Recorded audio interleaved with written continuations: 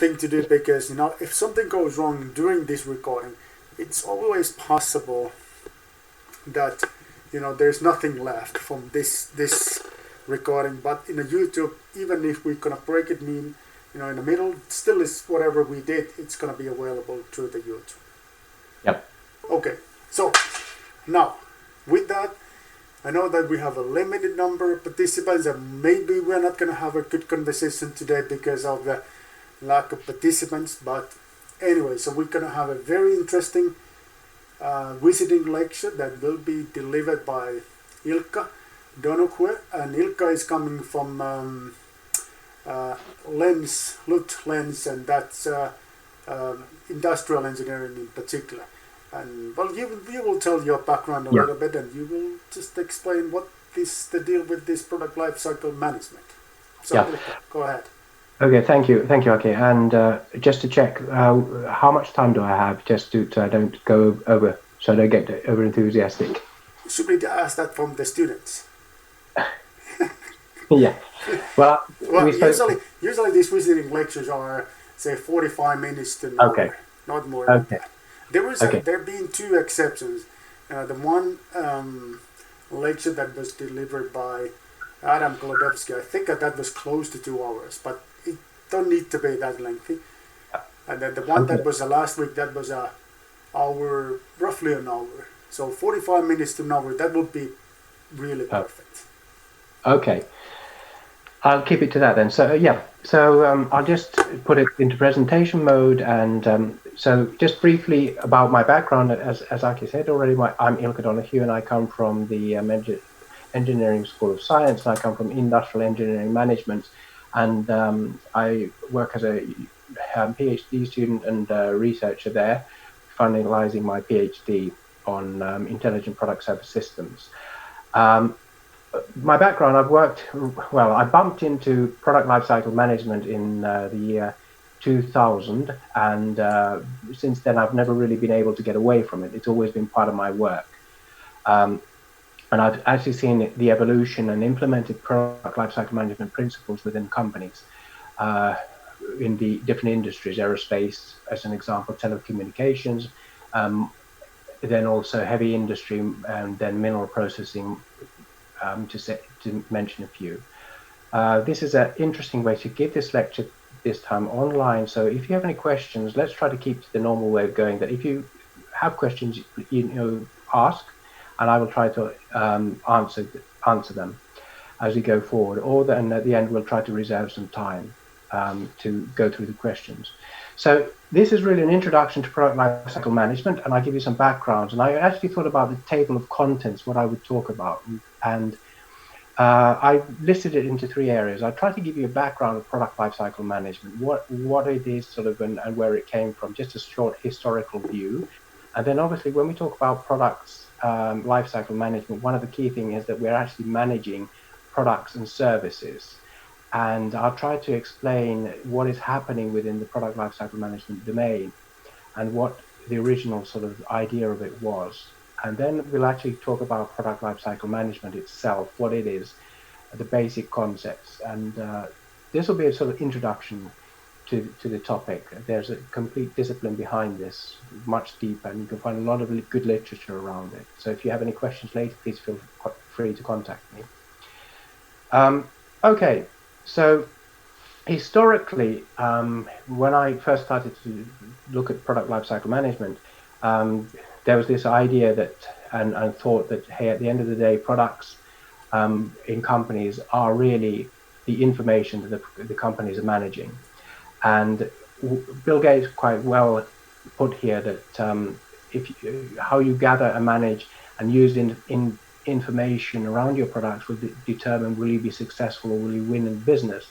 And from the starting point, product lifecycle management really was always looking at the factors of how do we manage our product information right from the initial sort of business requirements all the way to development, then also into manufacturing, and then also when it's operational, and finally how do we make a decision to retire the product and recycle the bits and pieces of it.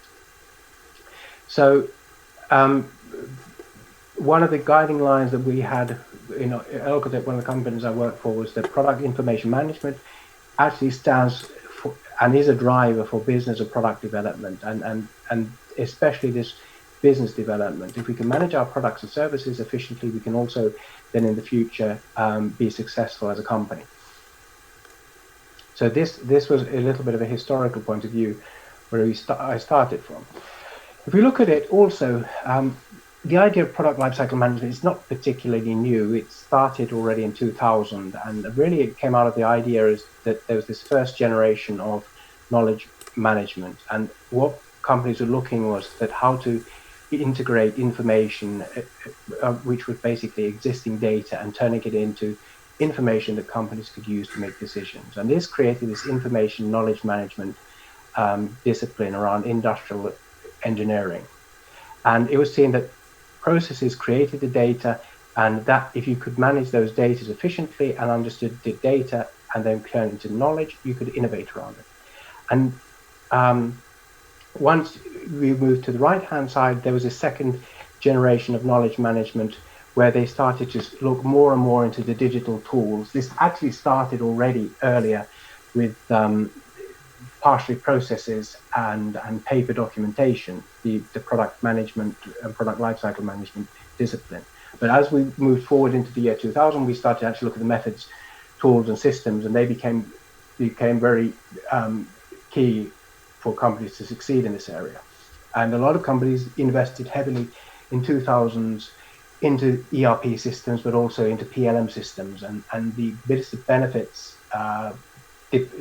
changed depending on the company you were working with, or you were who were implementing it. But in a nutshell, the history really came around with the thought of, if we manage our business processes, we have the digital tools and methods and systems in place, we should be able to manage that data, and that data should be able to be used for innovation, product innovation, or manufacturing innovation, or service innovations. So that was the historical point of view of it. If we move forward, then obviously looking at these trends of manufacturing, this is again from a more historical point of view. Product complexity is increasing, and this is still going on today. But this was already going on when I first started working in the PLM field, and typically in Finnish industry, where you have business to business type of engagements, that they were one-off configured products, and complexity was increasing. So at the end of the day, it meant that the extended product definition, how we define our products, and the number of product variations and the technologies used within these companies was becoming more and more complex. At the same time, there was this need to build up networked enterprises, and this really means that, hey, that one company, if you take an example like Outotec or Metso in Finland, these companies not only working on their own, developing their products, they're very, very dependent on their suppliers and partners on defining their products and deliveries to their end customers. So building these networks was increasing and is continuously increasing as we move forward. Then also the lifelong view of the products and business. So typically these type of products that which I worked with and many companies face, they have long life cycles, and that means that the company that sells the product then has to maintain it over a period of can be from 5, 10, 20, 30 years, and depending on the industry that you're in, it can be 40 to 80 years. As an example, the B-52 Stratofortress that Boeing designed in the 1950s will have a total lifespan of about 80 years, the airframes. So those aircraft have been maintained for 80 years. The internals of the aircraft have been modernized and upgraded as we moved on. But at the end of the day, the same airframe will live for about 80 odd years. Okay, so this was the sort of trend that you sort of noticed, that you had these complex products, you depended on your network enterprise, and you had long life cycle products and businesses that you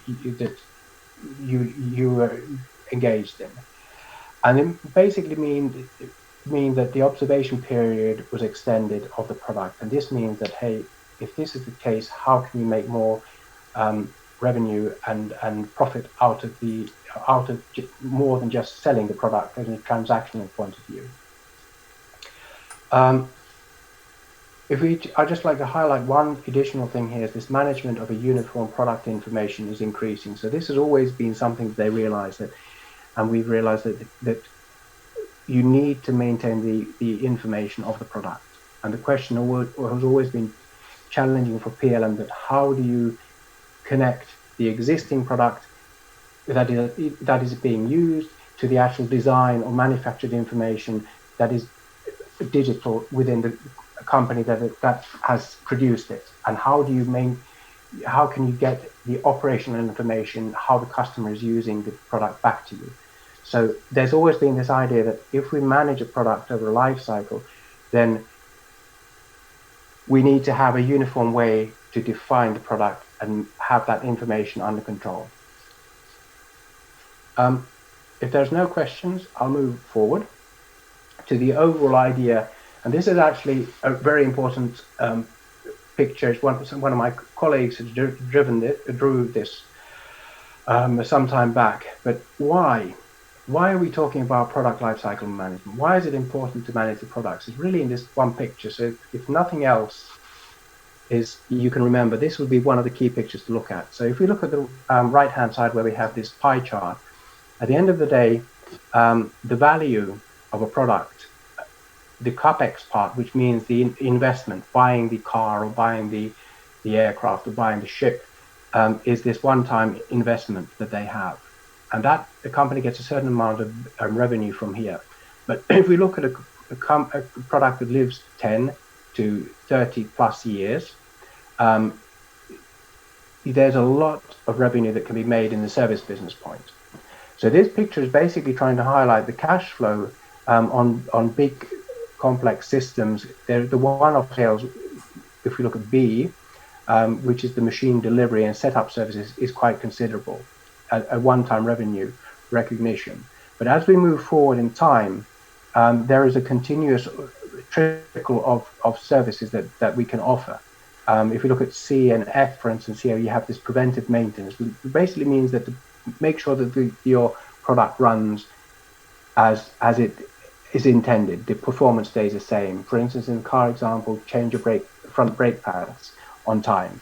It's good to actually stop the car instead of with the brakes, then bang it in the back of another car by not maintaining it. The other area is the spares and consumables. For every car, like the brake pads, or you have certain type of things that have to be replaced. They just break or they wear out. So this has been the traditional idea of, hey, this type of service business we do. But moving forward, there are other peak areas which typically you can see in heavy industry and business-to-business engagements, where you have this D, cycle optimization service, and new software. So you can actually update the product as you move forward considerably. Tesla is a good example of this, where they are loading software with new features as they go forward. And then if we look at the E part, we have at some point of view the product, and this is a very good example in the paper industry, paper machinery like Valmet, where at the end of a certain period of time, the product is just not efficient anymore. It uses too much energy, it uses too much water, it breaks down, and you get into this machine modernization services. So at the end of the day, you make a big decision to close down a certain product line, and then you rebuild it and you modernize it to the latest technologies that you can bring it to make it competitive again.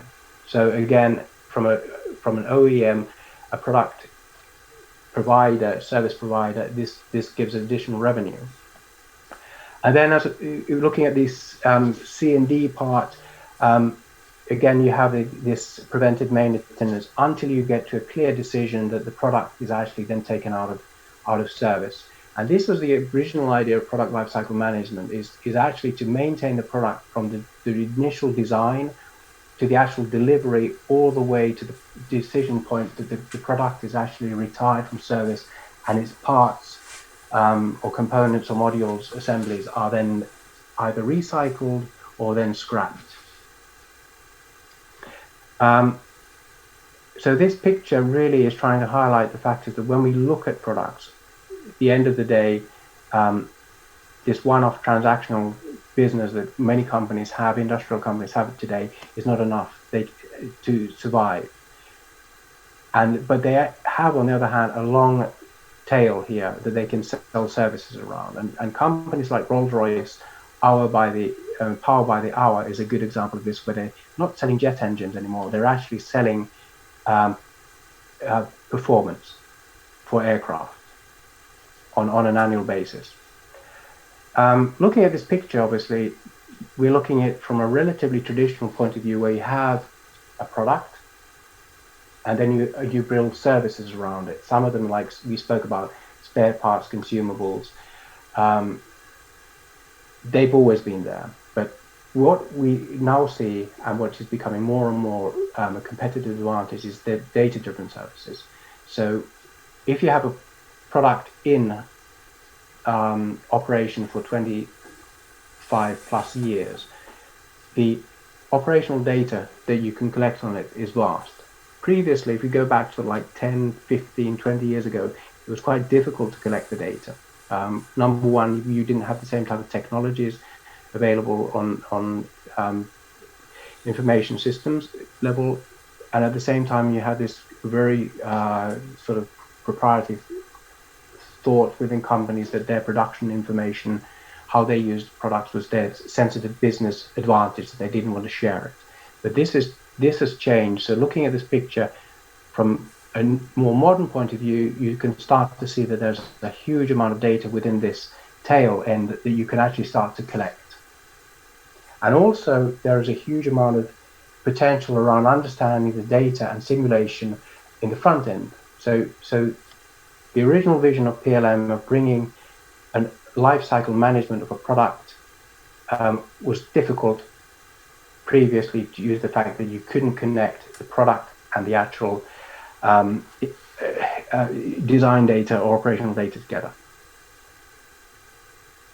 So moving on, just looking at these common views of products and services, and this is a relatively old photograph picture I have here, but I'd just like to go through it quickly. So traditionally, when we talk about products, the first one is this equipment product. So we typically think about standalone products as such, and this is what most companies work at some level. When we go into more complex solutions, you have this example. If you can see my pointer, you have this drawing on the left, which is a 3D model of a plant layout. And this is sort of stating the next level of complexity, where you have a group of equipment products that you start to put together to create a unique customer solution. And this is very typical when we go into the heavy industry areas and mining and metals industries, where you're actually starting to collect groups of products and creating business, certain type of production processes, and then building plants like power plants or paper mills or mineral processing plants. And this actually here, this picture is an example of a mineral processing plant. Again, looking at 1 and 2, these two things, just like this, we're actually really looking at CapEx projects, where the customer makes a decision: I will invest in your equipment, or I'll invest in your complex solution, please deliver it to me.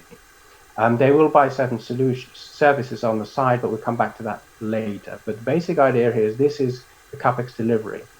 And then after this, it's operational, but somebody needs to support it. So typically companies have started to design afterwards, or at the same time, certain type of services. And this is an example. 6 is diagnostic services that the customer will buy somebody to consult them how they should run their plant or equipment better today.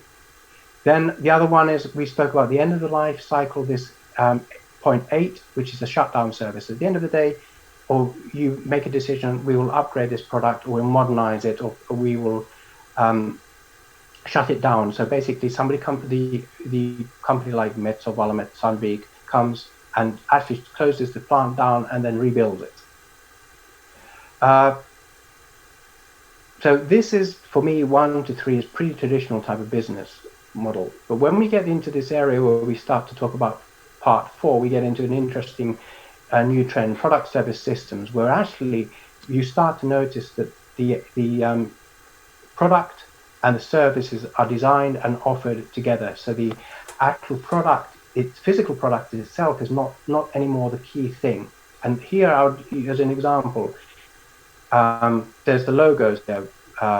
One is Apple, which we can use as an example. Apple was a good example, and Android telephone is a good example of that, where they saw the actual telephone as a way to offer additional services. It wasn't anymore the key thing that, on the other hand, Nokia had, where they were selling the telephone. That was their way of thinking, that we will sell a telephone and then we'll sell services.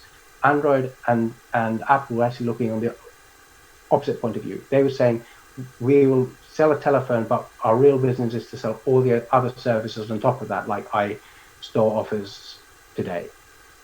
And then we have some examples here, like General Electric, which have made the clear decision to create a complete digital platform system where they can actually connect their aircraft engines or power plant systems with that platform, and then offer to their customers services by the hour, like I said earlier, Rolls-Royce are doing. And then final interesting area, which is clearly noticed, is raising its head, and this is just an example, is the intelligent product services. And they create a complete ecosystem where we're actually starting to bring the actual products and the services together and the digital information, but we're giving them a certain amount of intelligence so they understand what they're doing and they can behave in a certain predefined way. So this is, as a sort of stepping stone, we have gone from a basic simple product, which is typically mechanical, to a complex product service system that actually has a certain amount of intelligence behind it, that relies on data that it has available, or simulation models that it can utilize to understand what and how it could behave. Any questions so far?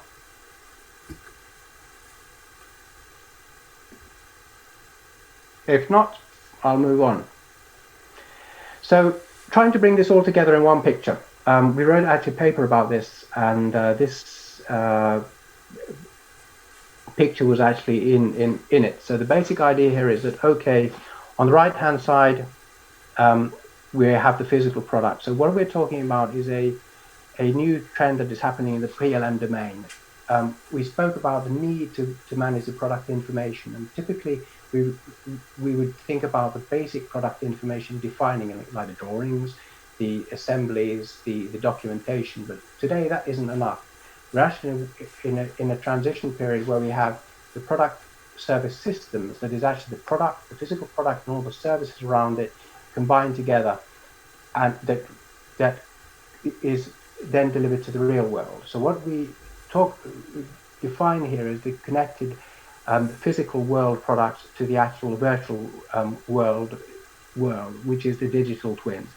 And what we have stated basically here is that on the left-hand side we have the physical product that is then manufactured and delivered and maintained according to traditional product lifecycle management methodologies.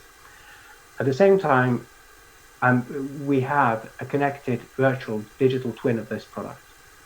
And here we're saying that there should be a connection between these two products through two directions. One is the simulations that actually define the product before it actually becomes part of the real world. And once we start to manufacture or test that product and manufacture that product, then and deliver it, then we connect it to the real world example. And once we have done that, we have the simulation model that is actually defining the product in advance to it existing in the real world, but then we start to collect the data from the real world example to understand how is it actually being used to improve the future generations of the products. And here we're basically talking about utilizing IoT platforms to collect then the actual operational data that we can use then for service-driven business opportunities, or then alternatively the simulation that we can run certain scenarios, how this product would operate based on this operational data that we have. And this is really one of the key aspects from my own point of research, that we are able today to fulfill that product lifecycle. Original vision was to manage the product from design all the way to the end of life. And through this, we can actually define the product before it comes into reality, using simulation models, making the product development, the product new introduction, and the product manufacturing quicker and more cheaper. But at the same time, once we have it in the delivery done, we can actually start to collect the data back and utilize that to define new services or new developments within the product itself. Okay, I will move on if there's nothing. So why, I'm now mentioned about this digital twin, and why is it relevant to product lifecycle management, and why is it important?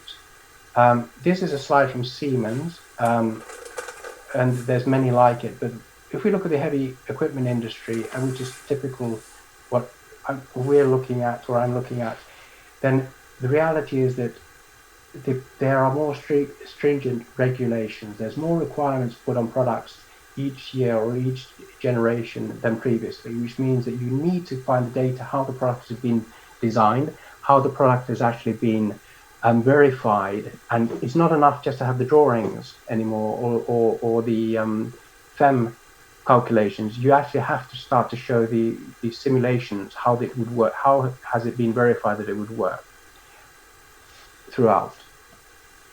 Another area is this multiple variants. We're in a situation where everybody's not driving a T Ford anymore. Everybody wants a unique product, and the customer requirements are changing within the consumer side, but also on the heavy industry side, where you typically have always had unique solutions. So there's multiple variants that you need to manage, and you need to design them at the same time and make sure that they work as you planned. You can't build physical models, test models for every single product variant you have. You have to do a certain amount of testing within the actual virtual world.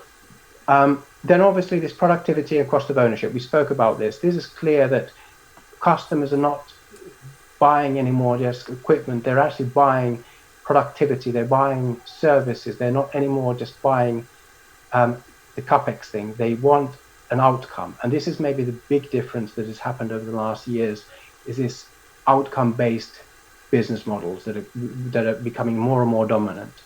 And then finally, we've heard a lot about this equipment autonomy, and it's in the headlines, but that is a reality that more and more companies are looking at this, that they would like, why have a person in the loop? Can we do things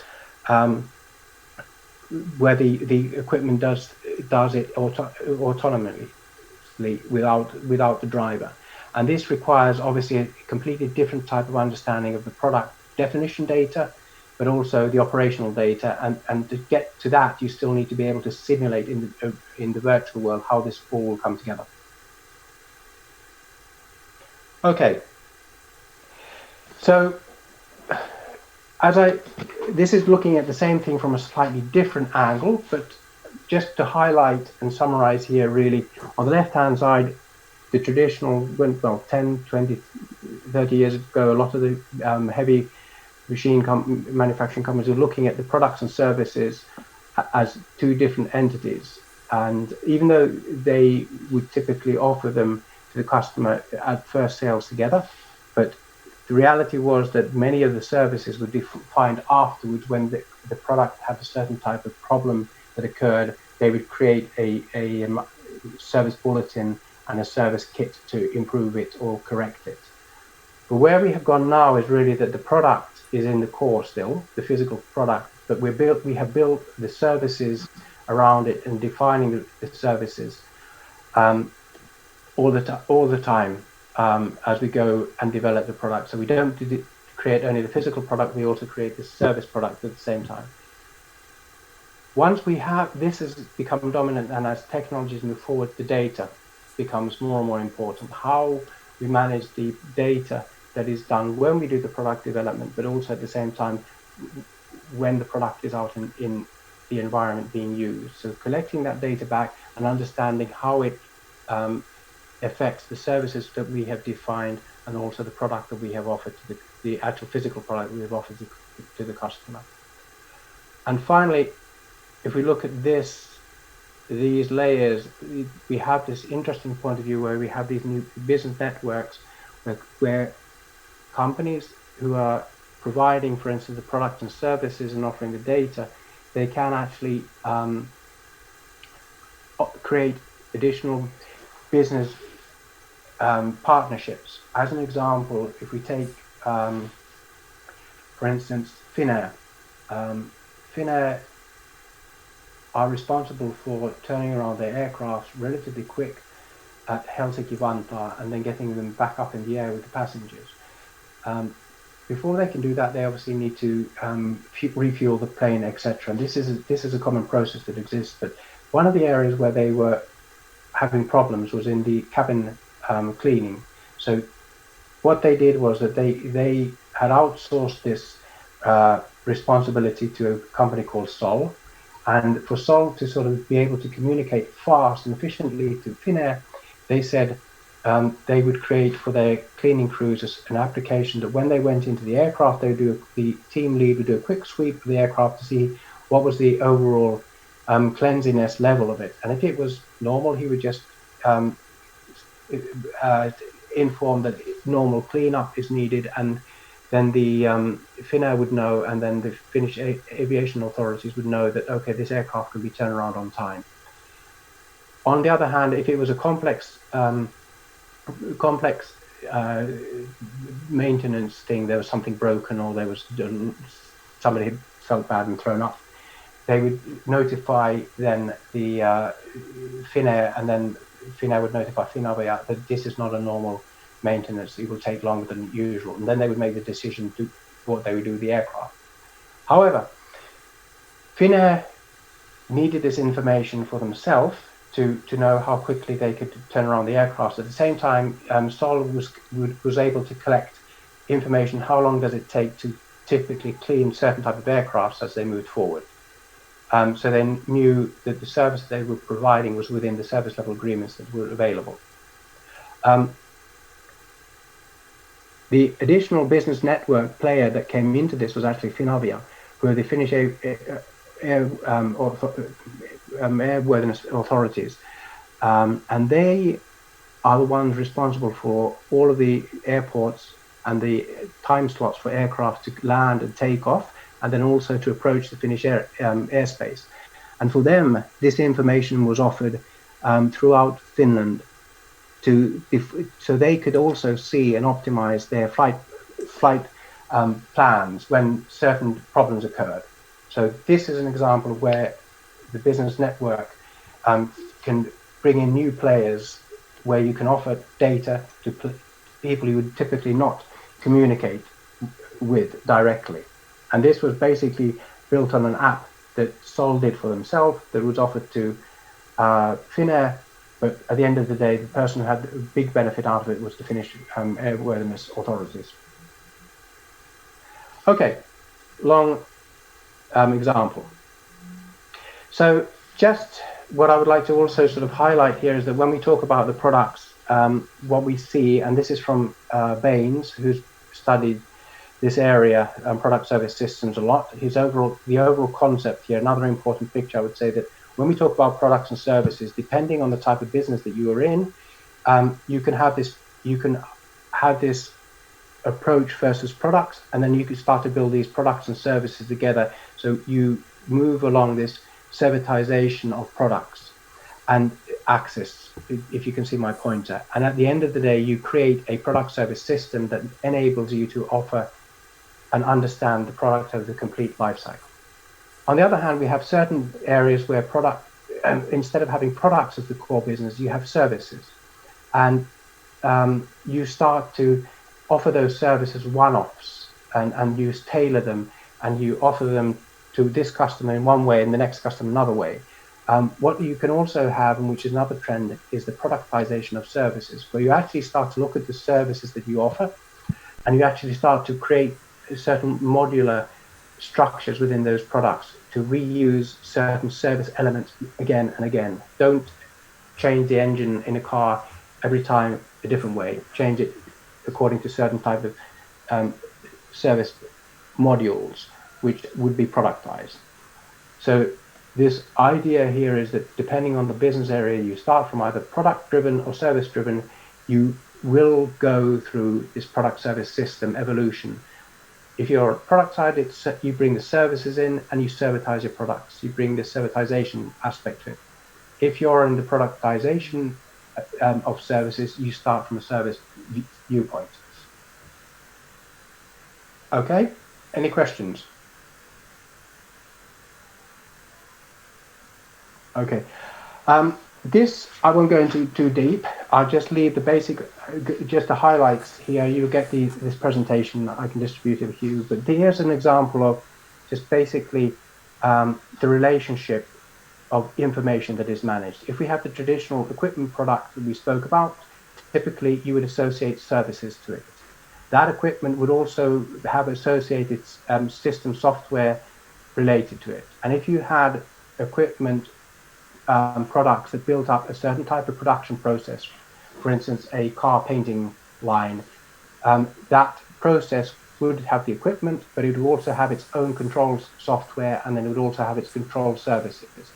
And then if you had a complete car manufacturing plant like BMW have, then you would be putting these processes together to create the overall plant, but then you would have the associated software to operate it, and then you would have the services to operate and maintain that plant.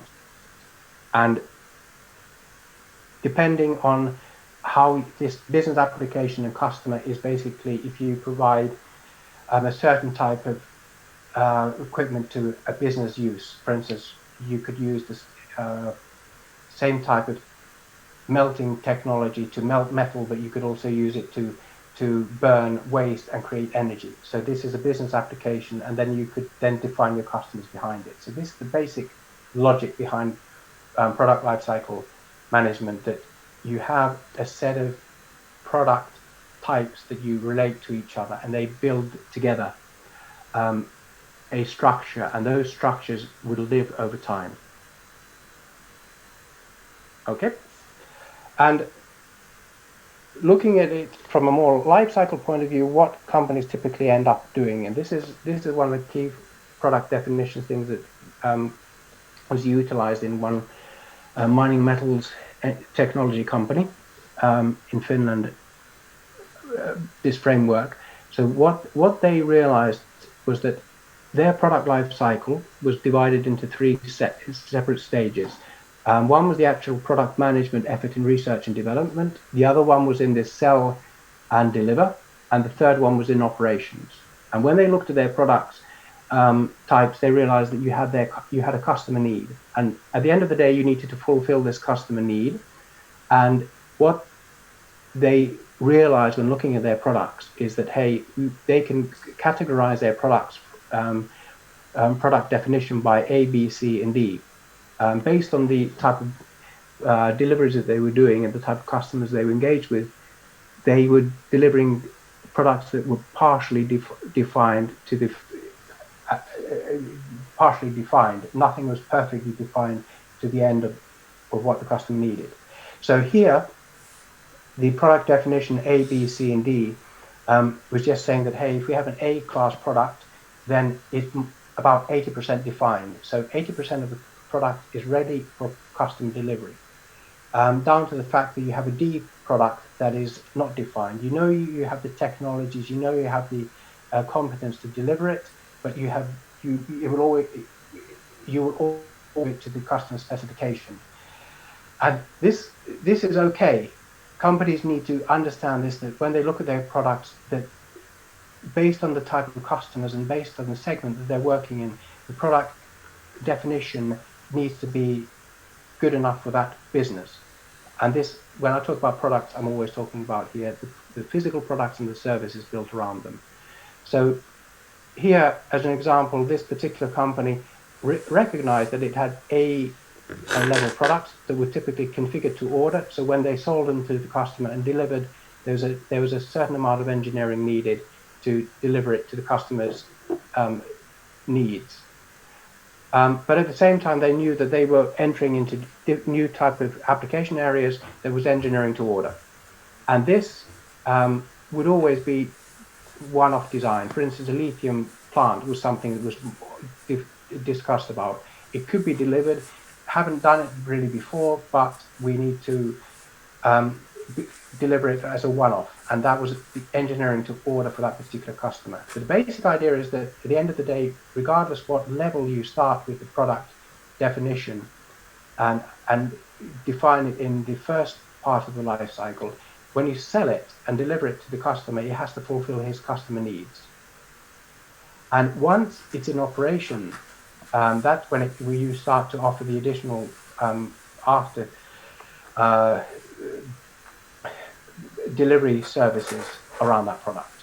And these can be, as we spoke earlier, spares and wares, but they can also be data-driven services like monitoring services, monitoring how the plant process works or how the car is operating. But at the end of the day, sometimes the performance drops, and then you need to fulfill the customer needs again, and then you do these maintenance or upgrade or modernization services spoke about. So if we look at the life cycle for most companies, at the end of the day, you have the product management and product development cycle, where you're defining the product at a certain type of definition level that is sensible for that industry that you're in. And once you have this available, then you have a portfolio of products that you're offering and services, and then you sell and deliver them. And typically, there is in the business-to-business industries, you are doing a certain amount of configure to order or engineering to order, somewhere in between here.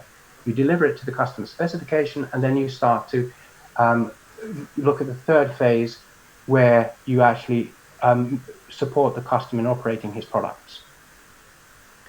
From a customer point of view, they don't want this first life cycle and second life cycle part. They just want to get to the operations as fast as possible. So a lot of companies are actually looking, how can they make their sell and delivery processes more efficient? But at the same time, they have this other key area, how can they make their product development time shorten? So how can they renew, how can they maintain their product portfolio or service portfolio at the best possible change rate within the industry that they work in? So this is just a quick first look at what product lifecycle management looks like. So based on the maturity, you deliver a solution to a customer. At the end of the day, you start from something you have in your product portfolio. Any questions? Okay. Next slide that I have is this product and service dimension that I'd just like to go in a little bit, because this is something that companies many times struggle with. Is that if we look at the X and Y axis, typically, if you can see my pointer, we have the scalability and product continuous improvement. We know that you can take a certain type of product and you can scale it up. You can use basically the same architecture to a certain level, and you can reproduce it. This is an example of a flotation tank from Outotec, where they started with 50 cubic meters and they've been able to scale up the same technology always up to 300 cubic meters. So this is one aspect of how products are managed based on the platform. At the same point of view, we spoke about this integration, where we start to take the actual equipment, products and systems and product lines and plants and integrate them together. But at the same time, we need to identify the spares and wares that are used and the technology platforms that we are utilizing. If we deliver these type of solutions, typically, if we talk about companies like Valmet, Outotec, Sandvik, that are delivering complex solutions, you can't just go and buy it off the shelf. You need to have a certain amount of delivery services that are offered when delivering, for instance, this flotation tank 50. Once it's up and running, you have these post-delivery services that you offer: spares, wares, modernization, upgrades. And then you have the third part, which is these new services that are utilizing information that you're collecting. So that is the third service area that was identified, and this is a real example actually from a company, the way they sorted this out for themselves. However, an area that is challenging sometimes to recognize what are the pre-delivery services that you offer to the customer before you actually start to deliver anything. And this is something that this particular company recognized, that, hey, at the end of the day, we are doing feasibility studies, we're doing certain type of business cases, we're helping our customers to get investment from different areas within for their plans, business plans. And they started to create a certain pre-delivery service portfolio also. So when we look at the product that we're actually managing, we are looking at it from multiple dimensions. We're looking at it from a scalable product which has continuous improvement needs, which is more akin to the product development cycle. We have also this fact that we have technologies and we build up from equipment all the way to complex plant solutions. But to get there, we have the services.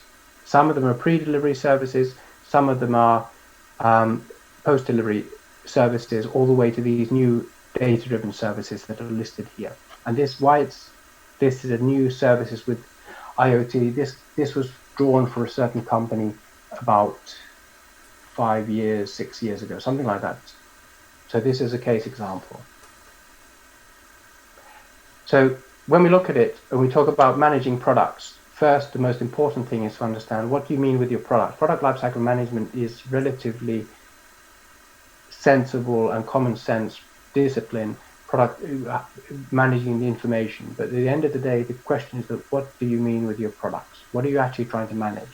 And this was as the examples I've shown, these companies have tried to understand how these different type of elements that come together and define the product portfolio that they need to manage over the life cycle.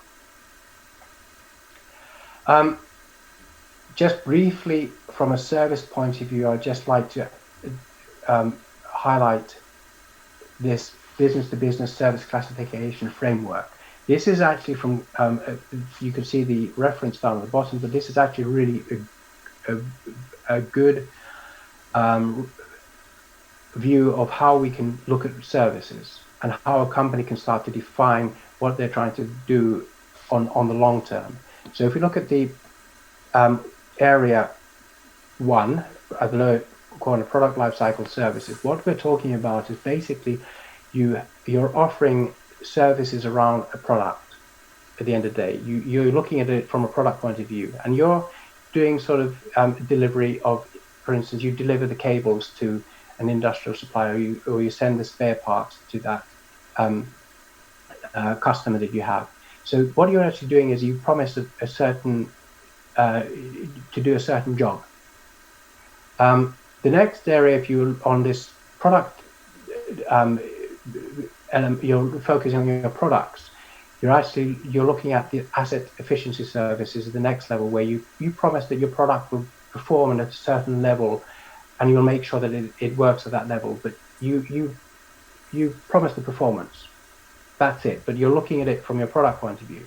And this is the one and two very traditional ways of looking at product service systems. When you move to the right-hand corner, you're looking at not anymore your product centric. You're actually looking how your customer is using the product. And here you have this product support services. So the product support service is the traditional consultant say, hey, could you come and tell me how I should run this product line more efficiently, or tell me how I should optimize certain type of repair. So this is really bringing in an expert who looks at the way you're running your processes and says, hey, you could do it a different way. Traditional IT consulting is very much like this. The final part is really the point that the customer delegates the service. It delegates the actual process to some outsider. So what they're saying really here is that, hey, that you have the best expertise of manufacturing, for instance, telephones. We will buy this as a service from you. You take care of it, the manufacturing part. And this is really the complex level. And this is something that companies are doing today more and more. If you look at the complete ecosystem, the way today telephones, electronics is manufactured, your iPhones, iPads, whatever, they are done with this, where Apple don't manufacture the products themselves. They give it to Jabil or Foxconn or whoever they are nowadays, and they take care of it. The same thing with the Xbox. Microsoft, as an example, says we want this type of gaming platform, and they then offer the complete development, manufacturing, delivery to a third party. So looking at this product lifecycle management that we spoke about and how it develops, when you start to look at it from the service point of view, you can also start to identify new business opportunities, how companies can change their way of doing business from solely physical products to more service oriented. Okay, so I'm just looking time wise. Yeah, if we look at this if we look at the end of the day, so when we spoke about overall products and we spoke about the life cycles, and the whole idea has always been this closed loop product lifecycle management. So when we talk about product lifecycle management, what are we talking about? We're talking about a way that all actors who have a role within a product or service can track, manage, and control the product information throughout its life cycle. And the idea here is that when you need that information about the product, if it's in product development or it's a new product introduction or manufacturing or out in the field, you have access to that information. So you should be able to get that information anytime, anywhere in the world. And this is really the whole logic behind a product lifecycle management, and it has always been that. Let's bring the product information together, let's maintain it throughout its history, and give people access to collaborate on it, to understand how the product is being developed, how the product is being delivered, how the product is being operated, but at the same time understanding what are the future product opportunities or service opportunities you can build. This was actually the last slide I was planning to show.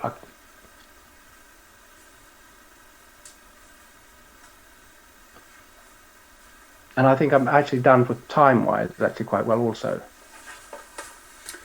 So Ilkka, if you hear me, so it's 55 minutes or so from the beginning. So yeah. So it's 55 minutes. Yeah. I mean, I have a couple of other slides I could have shown, but just for backup. But this is the core thing that I wanted to show. I could, are there any questions? Does this make sense? Is everybody awake? Yeah, I looked at that all the students are muted, so I don't know if they want to make any comments.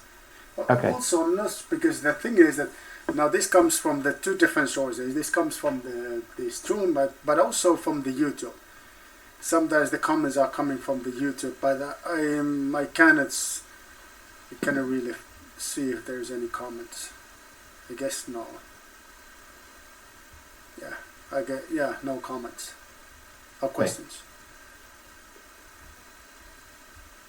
Let's check one thing. I'll just see if is there anything.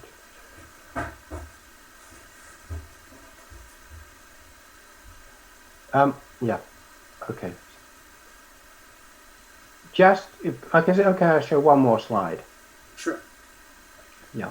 Okay. So this framework slide actually was defined for one company, and this really highlights the whole thing. So just to summarize one more time, if you look at the red arrows at the top, the product life cycle, you have product life cycle 1. That's basically your product in your portfolio. And again, we're talking about the extended product. This is what you are offering. And traditionally, the marketing process, research and development, market, and then the first part of the marketing process are part of that. Then you have the second life cycle, which is this delivery, where you actually sell the processes that you utilize is to sell the product and then deliver the product.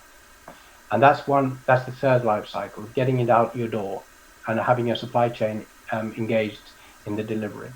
The third part is then this instance in operation. So this is the third life cycle, when it's actually out in the field being used. And if you look at this, when you will bump into the reality that there's certain people looking at these research and development processes to optimize them, or sell process or delivery processes. Product lifecycle management's role and responsibility at the end of the day is to ensure that you have a smooth end-to-end way of managing the product information throughout its life cycle. So its role is to do this primary, but at the same time it should also be collecting the information from the different phases back and pushing them forwards, intervening in advance or correcting things that have been done previously. And one of the areas really here again is this internal and external feedback loops, which can be done through simulation and then using these data-driven platforms, collection platforms, like using IoT platforms. So this is just the last slide. I thought I could just summarize up. This is the basic core of PLM. You can make it more complicated, but this is really it. So if you have any questions, please feel free to ask. Or if you want to come back later, then you can contact me via email, for example. Okay, thank you. Thank you, Ilkka. Yep. Now what follows is that next week we'll go back to my lectures. What I really wanted to do next week is that I wanted to try to give you a big picture, like how everything is related. The work we do, PLM, all these applications that we discussed previously.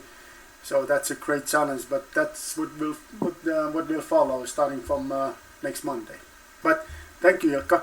So I appreciate this very much, very clear, and I think that the recording was fine. Of course, you will see the YouTube recording.